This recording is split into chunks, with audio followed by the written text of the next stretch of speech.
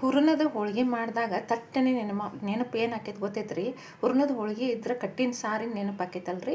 ಕಟ್ಟಿನ ಸಾರು ಹೋಳಿಗೆ ಮಾಡಿದಾಗ ಕಟ್ಟಿನ ಸಾರು ಬೇಕೇ ಬೇಕಲ್ರಿ. ಇದು ನೋಡ್ರಿ, ಕಡ್ಲಿಬೇಳೆ ನಾವು ಏನು ಕುದಿಸ್ತೇವಲ್ರಿ ಹೋಳಿಗೆಗೆ, ಅದ್ರ ಕಟ್ಟು ಬಸ್ತಿದ್ದೆ ಇದೇ ಕಟ್ರಿ. ಇದನ್ನು ಸಾರು ಮಾಡಿದ್ರೆ ಕಟ್ಟಿನ ಸಾರು ಅಂತಾರ್ರಿ. ಇದೆಲ್ಲರಿಗೂ ಗೊತ್ತಿದೆ ರೀ. ಆದರೆ ನಾನು ಕೂಡ ಮಾಡಿದ್ದು ಒಬ್ಬೊಬ್ರು ಒಂದೊಂದು ಥರ ಮಾಡ್ತಾರೆ. ನಾನು ತೋರಿಸ್ತೀನಿ ಅಷ್ಟೇ ರೀ, ನಾ ಹೇಗೆ ಮಾಡ್ತೀನಿ ಅಂತ. ನಿಮ್ಗೆ ಇಷ್ಟ ಆದರೆ ನೋಡಿರಿ, ನೀವು ಈಗ ಮಾಡ್ಬೋದು. ಈ ಕಟ್ಟಿನ ಸಾರು ಮೊದಲೇ ಇದೆಲ್ಲ ಬೇಳೆ ಕುದ್ಮೇಲೆ ಅದ್ರದ್ದು ಕಟ್ಟೆಲ್ಲ ತೊಗೊಂಡು ಈ ಥರ ಬಸದು ಇಟ್ಕೋಬೇಕು ರೀ. ಇದು ತುಂಬ ಈಜಿ ರೀ, ಸಿಂಪಲ್ ಆ್ಯಂಡ್ ಟೇಸ್ಟಿ ರೀ. ಇದು ಎಲ್ಲರಿಗೂ ಇಷ್ಟ ಆಗ್ತೈತೆ ರೀ ಜಾಸ್ತಿ ಅಂದರೆ. ಈ ಕಟ್ಟಿನ ಸಾರಿಗೆ ಏನೇನು ಬೇಕಂದ್ರೆ ರೀ, ಸ್ವಲ್ಪ ಕೊಬ್ಬರಿ, ಕೊತ್ತಂಬರಿ, ಬೆಳ್ಳುಳ್ಳಿ, ಜೀರಿಗೆ ರೀ, ಇವನ್ನೆಲ್ಲ ನಾವು ಹಾಕಿ ರುಬ್ಕೋಬೇಕು ರೀ. ಆಮೇಲೆ ಸ್ವಲ್ಪ ಇದು ಹುಂಚೆ ಹಣ್ಣು ಬೇಕು ರೀ. ನಾವು ಹುಂಚೆ ಹಣ್ಣೆ ಹಾಕಬೇಕು ರೀ ಸಾರಿಗೆ, ಅಂದರೆ ಟೇಸ್ಟಿಯಾಗಿರುತ್ತೆ. ಹುಣಸೆ ಹಣ್ಣನ್ನು ಈ ಥರ ನೀರಲ್ಲಿ ಸ್ವಲ್ಪ ಮೊದಲೇ ನೆನೆ ಇಡಬೇಕು ರೀ. ಅಂದರೆ ಅದೆಲ್ಲ ರಸ ಚೆನ್ನಾಗಿ ಬಿಡುತ್ತೆ. ಸ್ವಲ್ಪ ಹುಳಿ ನಿಮಗೆ ಎಷ್ಟು ಜಾಸ್ತಿ ಬೇಕಂದ್ರೆ ಜಾಸ್ತಿ, ಕಡಿಮೆ ಇದ್ದರೆ ಕಡಿಮೆ ರೀ. ನಾರ್ಮಲಾಗಿ ಹಾಕೋಬೇಕು ರೀ.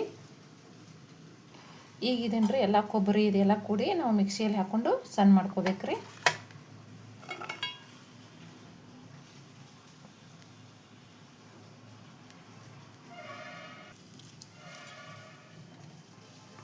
ಕೊಬ್ಬರಿ, ಕೊತ್ತಂಬರಿ, ಜೀರಿಗೆ, ಬೆಳ್ಳುಳ್ಳಿ ರೀ, ಇಷ್ಟೇ ರೀ.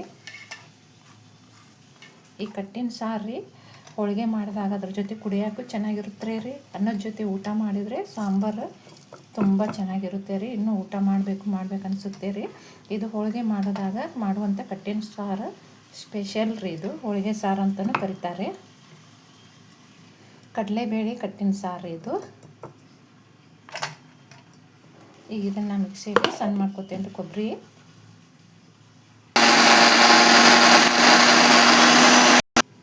ನೋಡಿರಿ, ಇದು ಕೊಬ್ಬರಿ ಸ್ವಲ್ಪ ನೀರು ಹಾಕಿ ಸಣ್ಣ ಮಾಡ್ಕೊಂಡೀನಿ ರೀ. ಇದಕ್ಕೆ ಒಗ್ಗರಣೆಗೆ ಏನು ಬೇಕಂದ್ರೆ ರೀ, ಒಂದು ಈರುಳ್ಳಿ, ಸಣ್ಣದು ಈರುಳ್ಳಿ, ಆಮೇಲೆ ಕರಿಬೇವು, ಸಾಸಿವೆ, ಎಣ್ಣೆ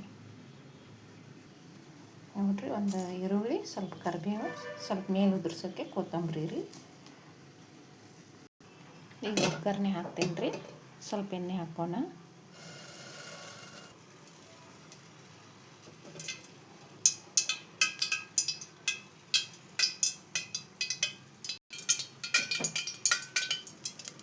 ನೋಡಿರಿ ಎಣ್ಣೆ ರೀ.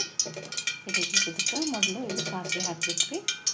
ನೀವು ನಾರ್ಮಲ್ ಬೇಳೆ ಸಾರಿಗೆ ಹೆಂಗೆ ಸಾಸಿವೆ ಅದು ಹಾಕ್ತೀವಲ್ಲ ಒಗ್ಗರಣೆ, ಇದೇ ರೀತಿನ ಒಗ್ಗರಣೆ ಹಾಕೋದ್ರಿ.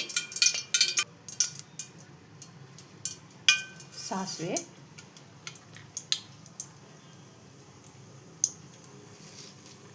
ಕರಿಬೇವು,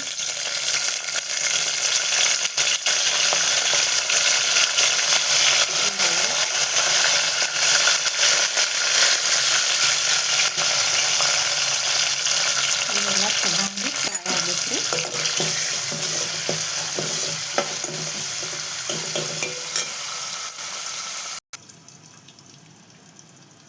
ಹುಣಸೆಹಣ್ಣು ಇದನ್ನು ಹಿಂಡಿರಿ, ಇದ್ರ ರಸ ರೀ ಕಟ್ಟಿನೊಳಗೆ ಬಸ್ಕೋಬೇಕು ರೀ. ಹುಣಸೆಹಣ್ಣು ಎಲ್ಲ ಮೊದಲೇ ಒಂದು 2-3 ನೀರಲ್ಲಿ ತೊಳೆದು ನೆನೆಯಕ್ಕೆ ಹಾಕೀನಿ ರೀ.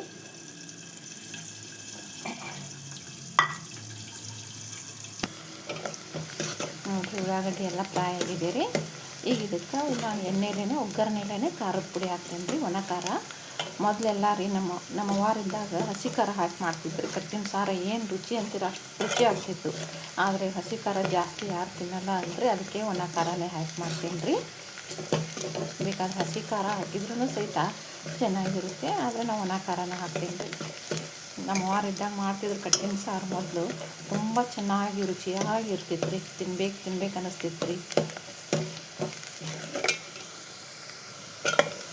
ಈ ಖಾರದ ಪುಡಿ ನಿಮ್ಗೆ ಎಷ್ಟು ಅಗತ್ಯವಿದೆಯೋ ಅಷ್ಟು ಹಾಕ್ಬೇಕು ರೀ. ನಾನು 2 ಸ್ಪೂನ್ ಹಾಕ್ತೀನಿ ರೀ ಖಾರ.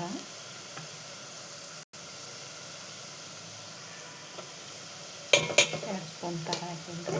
ನಾವು ಸಾರು ಎಷ್ಟು ಮಾಡ್ತೀವಿ ಮತ್ತು ಖಾರ ಎಷ್ಟು ಉಣ್ತೀವಿ ಅದ್ರ ಮೇಲೆ ನೀವು ನೋಡಿಕೊಂಡು ರುಚಿ ತಕ್ಕಷ್ಟು ಹಾಕ್ಕೋಬೇಕು ರೀ.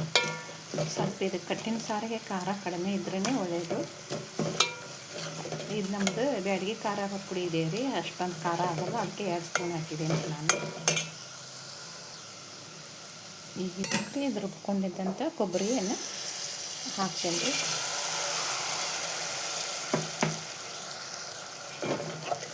ಇದು ಸ್ವಲ್ಪ ಕುದಿಬೇಕು ರೀ. ಇದು ಕುದ್ಮೇಲೆ ಒಂದು 2 ನಿಮಿಷ ಕುದ್ದ ಮೇಲೆ ಕಟ್ ಹಾಕ್ತೇನೆ ರೀ. ಇದು ನೋಡಿರಿ, ಇದು ಕೊಬ್ಬರಿ ಮಸಾಲೆ ಹಾಕಿದ್ದೆಲ್ಲ ಕುದಿಯಾತೈತೆ ರೀ. ಈಗ ಇದಕ್ಕೆ ಕಟ್ ಹಾಕಿಬಿಡ್ತೇನೆ ರೀ. ಕಡಲೆಬೇಳೆ ಕಟ್ರಿ.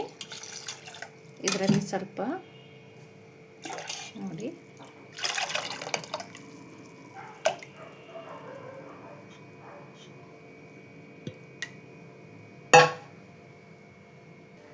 ರುಚಿಗೆ ತಕ್ಕಷ್ಟು ಉಪ್ಪು ಹಾಕ್ಬೇಕು ರೀ.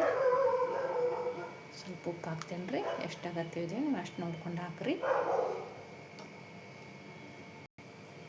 ಆಮೇಲೆ ಸ್ವಲ್ಪ ಕೊತ್ತಂಬರಿ ಸೊಪ್ಪನ್ನು ಮೇಲೆ ಉದುರಿಸ್ಬೇಕು ರೀ. ಇದರಲ್ಲಿ ಹಾಕಿದ್ದೇವೆ ರೀ ಆಲ್ರೆಡಿ, ಕೊಬ್ಬರಿಯಲ್ಲಿ ರುಬ್ಬಿದ್ದೇನೆ. ಸ್ವಲ್ಪ ಮೇಲ್ಗಡೆ ಸ್ವಲ್ಪ ಹಾಕ್ತೇನೆ ರೀ.